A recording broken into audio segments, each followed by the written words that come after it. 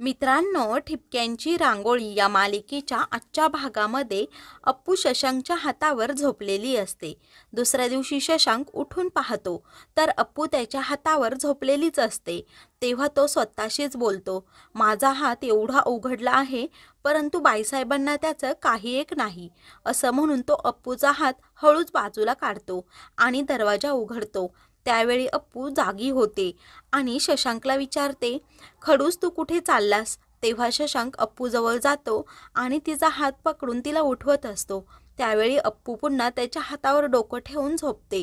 तर शशांक खूप गोंधळतो आणि तिला बोलतो, एवढा वेळ झाला आहे, तू झोपली आहेस? आपल्या घराचा दरवाजा कधीच एवढा वेळ बंद नव्हता. तू लवकर उठ, कारण कोणी पण अशा अवस्थेत आपल्याला पाहिल. तेव्हा अप्पू बोलते, कोणीही पाहू दे, मला काही फरक पडत नाही आणि मला 12 वाजेपर्यंत झोपायचं आहे. तेव्हा शशांक बोलतो, अगं लोकांचा आत्तापर्यंत अर्धा दिवस पण संपतो. एवढ्यात मानसी तेथे चहा घेऊन येते. तर शशांक अप्पूला ती एकत्र पाहते आणि लगेच मागे वळते. त्या पाठोपाठ सुमी पण येते आणि दोघांना एकत्र पाहून लगेच त्यांच्याकडे पाठ करून उभी राहते. तेवढ्यात कुकीही तेथे येतो.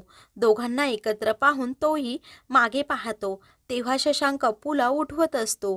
तर कुकी गंमत करत तिला झोपू देत असं सांगतो. तेव्हा शशांक बोलतो, जरा वेळ थांबलो ना, आता माझा हात पूर्णपणे निखळून जाईल. तर कुकी बोलतो, अरे बेटा, अभी तो सुरुवात है. तेव्हा शशांक सांगतो, तुम्हाला दुसऱ्या दिवशी जशी सुरुवात करायची होती तशी तुमची करूनच झाली असेल.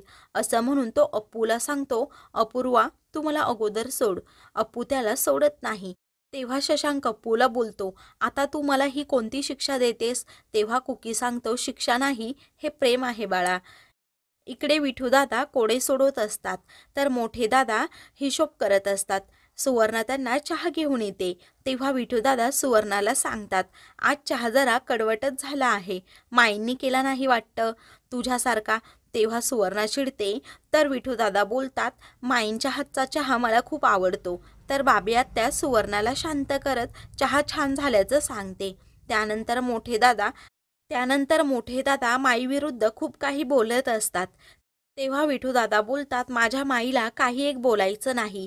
तर मोठे दादा पुन्हा बोलतात, तुमची माई खूप व्यवहारशून्य बेअक्कल आहे, कारण तुम्हाला पैसे लागल्यावर तुम्ही लगेच तिच्याकडे मागता आणि ती माझ्या खिशात डल्ला मारते, चोरटी कुठली असं बोलतात. तेव्हा मोठे दादांच्या ह्या बोलण्यावर सर्वजण खूप हसतात. मोठे दादा कुकी गँगचा विषय काढतात आणि त्यांना टवाळखोर गँग असं बोलतात. आणि शशांक कुठे आहे, कारण तो लग्ना अगोदर 6 वाजता तयार असायचा, परंतु आता 10 वाजले तरी तो झोपूनच आहे. तेवढ्यात प्राची तेथे येते आणि कुकी गँग शशांक दादाच्या रूममध्ये आहे असं सांगते. सर्वजण डोक्यालाच हात लावतात. इकडे शशांक मानसीला बोलतो, मानसी वहिनी, तुम्ही तरी अपूर्वाला समजावून सांगा, उठायला सांगा, कारण मला इन्स्टिट्यूटमध्ये जायचं आहे.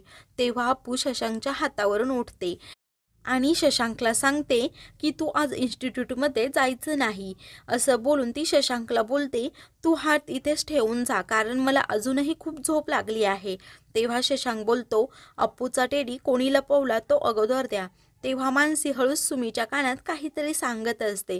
शशांकला समजतं की मानसी वहिनीनेच अप्पूचा टेडी लपवला आहे. तेव्हा शशांक अप्पूला बोलतो, इन्स्टिट्यूटमधून येताना मी तुला नवीन टेडी घेऊन येतो.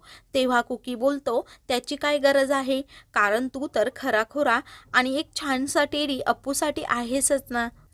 मग त्या खोट्या टेडीचं तरी काय करायचं? तेव्हा शशांक खूप वैतागतो. तर कुकी शशांकला बोलतो, एखादी भूपाळी किंवा गाणे गा, म्हणजे अप्पूला छानशी जाग येईल. तेव्हा शशांक ऐकत नाही. तर अप्पू एकटीच घनश्याम सुंदराम हे गाणे म्हणत असते. अप्पूचा बेसूर आवाज ऐकून सर्वजण एक एक करून तेथून बाहेर जातात. तर अप्पू पुन्हा झोपते. त्यानंतर सुमीच्या पाठवणीची वेळ होते. सुवर्णा तिची ओटी भरत असते. सुमीला निरोप देताना मात्र विठूदादांचे डोळे पाणवतात. त्यांच्या डोळ्यात अश्रू येतात. तेवढ्यात अप्पू तेथे येते आणि सुमीला जाताना पाहून खूप रडत असते. सर्वजण अप्पूला समजावत असतात. तर शशांक अप्पूची गंमत करत असतो. त्यावेळी बाबी आत्या बोलतात, एक ना एक दिवस प्रत्येक मुलीला सासरी जावंच लागतं अप्पू, तू अशी काय करतेस? तेव्हा अप्पू बोलते, आता सर्वजण गेल्यावर मला टाइमपास करायला कोणीच उरणार नाही. तेव्हा शशांक बोलतो, आता टाइमपास करायचा नाही, फक्त अभ्यास करायचा. मी तुला वेळापत्रक पण बनवून देतो. तेव्हा अप्पू त्याच्यावर खूप नाराज होते आणि त्याच्या अंगावर धावूनच जाते आणि शशांकला बोलते, हे बघ मी सर्व कुकी गँगला घेऊन माझ्या बाबाच्या घरी राहायला जाईल. तेव्हा सर्वजण तिच्यावर हसत असतात. तर सुमी अप्पूला समजावते. तेव्हा अप्पू सुमीला मिठी मारून खूप रडत असते. पुढील भागात अप्पू आणि विठूदादा बेसूर गाणे गात असतात. तेव्हा मोठे दादा त्यांचं गाणं ऐकून सर्वांना सांगतात, आता तर मला पक्षाघात होईल. तर मित्रांनो, अशाच मालिकेंचे पुढील भाग पाहण्यासाठी चॅनलला सबस्क्राईब करा.